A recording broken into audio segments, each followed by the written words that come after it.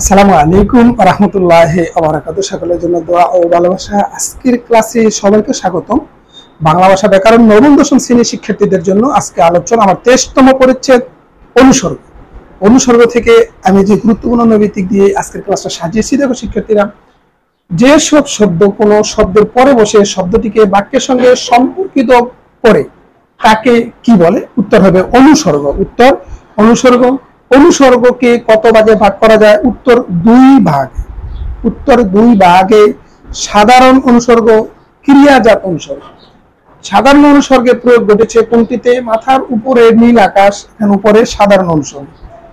নিচের কোনটিতে ক্রিয়াজাত অনুসর্গের প্রয়োগ ঘটেছে? তুমি আসবে বলে, দাঁড়িয়েছি বলে ক্রিয়াজাত অনুসর্গ। কোনটি অনুসর্গের উদাহরণ? অভিমুখে, কাছে। ক্রিয়াপদ থেকে তৈরি হয়েছে কোন অনুসর্গটি? ক্রিয়াজাত অনুসর্গ। ক্রিয়াপদ থেকে তৈরি হয়েছে কোন অনুসর্গ? উত্তর হবে ক্রিয়াজাত অনুসর্গ। ক্রিয়া থেকে উৎপন্ন।